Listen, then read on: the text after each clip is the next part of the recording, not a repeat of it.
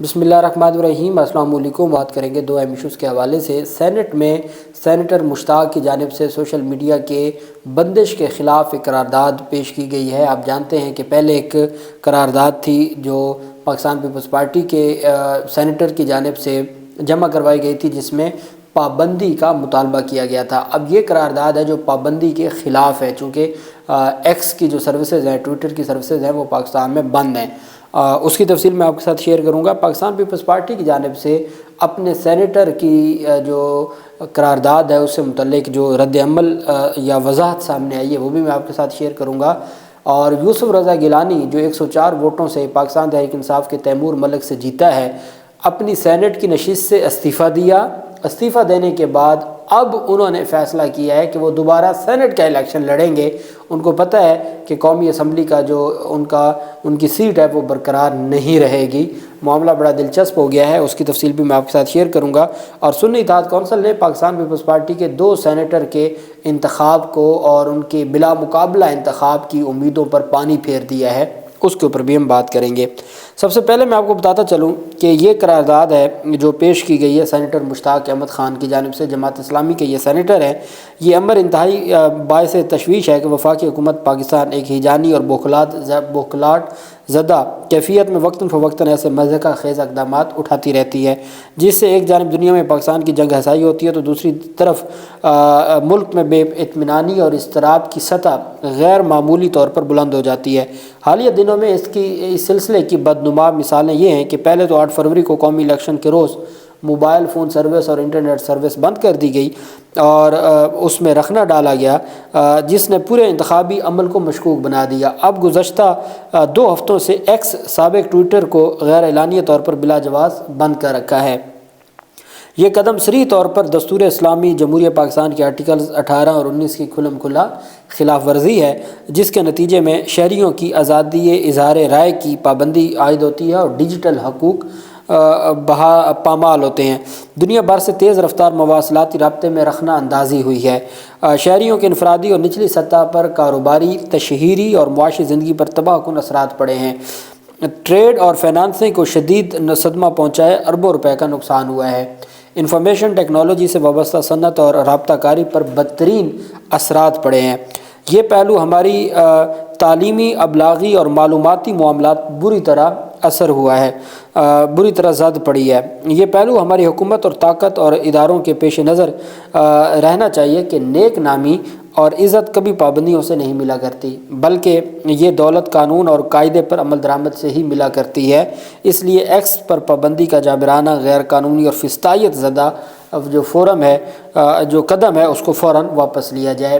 یہ سینیٹر مشتاق کی جانب سے یہ جو پابندی لگائی گئی تھی اس کے حوالے سے انہوں نے اپنا رد عمل دیا ہے اور قرارداد پیش کی ہے کہ ہر صورت ٹویٹر کو بحال کیا جائے، جبکہ پاکستان پیپلز پارٹی نے خود کو الگ کر لیا ہے اس سینیٹر سے جس نے سوشل میڈیا کو بند کرنے کی قرارداد پیش کی، اور وہ کل کے لیے 4 مارچ کے لیے اس کو ڈسکشن اور بحث کے لیے ایجنڈے میں شامل کیا گیا چیئرمین سینٹ کی جانب سے۔ پاکستان پیپلز پارٹی کے سیکرٹری جنرل نے سوشل میڈیا پر پابندی کے حوالے سے سینٹ میں جمع کروائی گئی قرارداد سے لاتعلقی کا اظہار کر دیا۔ Secretary general Pakistan Peoples Party Parliamentarians Syed Nayyar Hussain Bukhari نے اپنے ایک بیان میں کہا کہ سینیٹر بہرہ مند تنگی کی جانب سے جو قرارداد پیش کی گئی ہے، سینٹ میں جمع کی گئی قرارداد سے پاکستان پیپلز پارٹی کا کوئی تعلق نہیں ہے، نہ ہی سینیٹر بہرہ مند تنگی کا بھی پاکستان پیپلز پارٹی سے کوئی تعلق ہے۔ ان کا کہنا ہے کہ جب بہرہ مند تنگی نے اس قرارداد کو سپورٹ کیا تھا جو انتخابات کے التوا کی تھی، تو تب سے ہم نے اس کو شو کاز نوٹس جاری کر کے جس کا جواب دینے میں وہ ناکام رہے، اور جس کے بعد پیپلز پارٹی 4 سدہ کے صدر نے سینیٹر تنگی کی جو بنیادی جو رکنیت ہے اس کو منسوخ کر دیا تھا۔ نیر بخاری نے کہا کہ سینیٹر بہرہ مند تنگی 11 مارچ کو سینٹ کی رکنیت سے ریٹائر ہو رہے ہیں اور ان کی پی کی بنیادی ممبرشپ بھی ختم ہو چکی ہے، لہٰذا وہ پیپلز پارٹی کا نام استعمال کرنے سے باز رہیں۔ یہ کہا گیا ہے پاکستان پیپلز پارٹی کی جانب سے۔ پاکستان پیپلز پارٹی کا کہنا ہے کہ اس پورے پروسیس سے ان کا کوئی لینا دینا نہیں ہے اور انہوں نے نہ تو یہ قرارداد پیش کی ہے، نہ وہ اس قرارداد کو سپورٹ کرتے ہیں۔ دوسری طرف جو اہم پیش رفت سامنے آئی ہے وہ ہے پاکستان تحریک انصاف کے صدر پرویز الہی کے خلاف جو 3 دہشت گردی کے مقدمات میں ان کو نامزد کر دیا ہے۔ سابق وزیر اعلیٰ پنجاب پرویز الہی ٹیکسلا سرکل کے 3 تھانوں میں دہشت گردی ایکٹ کے تحت درج 3 مقدمات میں نامزد کر دیے گئے ہیں۔ تحریک انصاف کے صدر و سابق وزیر اعلیٰ پنجاب پرویز الہی اینٹی کرپشن سمیت دیگر مقدمات میں اڈیالہ جیل میں قید ہیں۔ اب ان کی جانب سے راولپنڈی پولیس کی جانب سے حکام کو مراسلے میں بتایا گیا ہے کہ پرویز الہی ٹیکسلا سرکل راولپنڈی کے 3 تھانوں تھانہ ٹیکسلا میں دہشت گردی ایکٹ اور دیگر دفعات کے تحت 9 مئی 2023 کے مقدمہ نمبر 940، اسی طرح دہشت گردی ایکٹ و دیگر دفعات کے تحت ہی تھانہ ٹیکسلا میں 11 مئی 2023 کو درج مقدمہ نمبر 948 اور تھانہ صدر واہ میں دہشت گردی ایکٹ و دیگر دفعات کے تحت 10 مئی 2023 کو درج مقدمہ نمبر 744 میں نامزد ہیں اور پولیس کو مطلوب ہیں۔ اب 9 مئی یا 10 مئی کو گزرے 10 ماہ سے زائد ہو چکے ہیں اور ٹیکسلا کے مقدمات میں 3 مقدمات میں دہشت گردی کے 9 مئی کا ایک مقدمہ ہے، ایک 10 مئی کا مقدمہ ہے اور ایک 11 مئی کا مقدمہ ہے، ان 3 مقدمات میں ان کو نامزد کر دیے۔ اسی طرح ہی ایک الگ رپورٹ میں سابق صوبائی وزیر قانون و بلدیات بشارت راجہ کے حوالے سے بتایا گیا ہے کہ بشارت جو کہ تھانہ آرے بازار راولپنڈی میں دہشت گردی اور دیگر دفعات کے تحت درج مقدمے میں نامزد ملزم ہیں، وہ تھانہ کینٹ میں دہشت گردی و دیگر کے تحت درج مقدمہ نمبر 836/23 میں بھی نامزد ہیں اور پولیس کو مطلوب ہے، جن کے وارنٹ گرفتاری حاصل کر لیے گئے ہیں اور گرفتاری کے لیے چھاپے مارے جا رہے ہیں۔ دلچسپ امر یہ ہے کہ سابق وزیر اعلیٰ پنجاب پرویز الہی تو کئی ماہ سے مسلسل جیل میں قید و بند کی صعوبتیں برداشت کر رہے ہیں، لیکن سابق وزیر قانون راجہ بشارت، جن کے حوالے سے بتایا گیا ہے کہ وہ آرے بازار کے ہائی پروفائل کیس کے بعد تھانہ کینٹ کے ہائی پروفائل کیس میں بھی نامزد مطلوب ملزم ہیں، وہ دھڑلے سے سیاسی مصروفیات جاری رکھے ہوئے ہیں اور گزشتہ روز بھی انتخابی دھاندلی کے خلاف احتجاج کے دوران وہ ہمیں سوشل میڈیا پر بھی متحرک نظر آئے ہیں اور ایس پی پٹوہار ناصر نواز سے رابطہ کرنے پر موقف جاننے کی کوشش کی گئی ہے۔ میڈیا کہتا ہے کہ جو متعلقہ حکام ہیں وہ موقف دینے سے انکاری ہیں۔ اب بات تو بالکل ٹھیک ہے میڈیا کی بھی کہ راجہ بشارت ان کو تو ان کی گرفتاری کا کوئی معاملہ نہیں ہوا، لیکن جو پرویز الہی یا باقی پاکستان تحریک انصاف کی قیادت ہے وہ گرفتار ہے۔ لیکن یہ بھی حقیقت ہے کہ راجہ بشارت نے جس طریقے سے انتخاب لڑا اور وہ بھاری اکثریت سے جیتے ہوئے تھے ان کے بقول، جو فارم 45 ہے ان کے پاس، لیکن جو چیزیں جس طریقے سے ان کو تبدیل کیا گیا ہے وہ بھی سب کے سامنے ہے۔ تو اب دیکھنا یہ ہے کہ یہ 10 ماہ کے بعد درج مقدمات میں عدالتیں کیا رسپانس دیتی ہیں۔ یوسف رضا گیلانی نے چند دن پہلے اپنی سینٹ کی سیٹ سے استعفیٰ دیا تھا۔ استعفیٰ اس وجہ سے دیا تھا کہ وہ نیشنل اسمبلی کی سیٹ برقرار رکھنا چاہتے تھے۔ پھر انہوں نے نیشنل اسمبلی کی سیٹ پر باقاعدہ طور پر حلف بھی اٹھایا۔ وہ حلف لینے کے بعد اب انہوں نے فیصلہ کیا ہے کہ وہ دوبارہ سینٹ کا الیکشن لڑیں گے۔ اس کی وجہ یہ ہے کہ ٹرائبونل میں الیکشن کمیشن کے پاس 4 مارچ کو فیصلہ ہونے جا رہا ہے کل کے لیے، اور الیکشن کمیشن نے طلب کیا ہوا ہے یوسف رضا گیلانی کو اور باقی لوگوں کو۔ ان کا کیس یہ ہے کہ 13,000 ووٹ مسترد ہوئے ہیں اور 104 ووٹوں سے یوسف رضا گیلانی کو جتوایا گیا ہے۔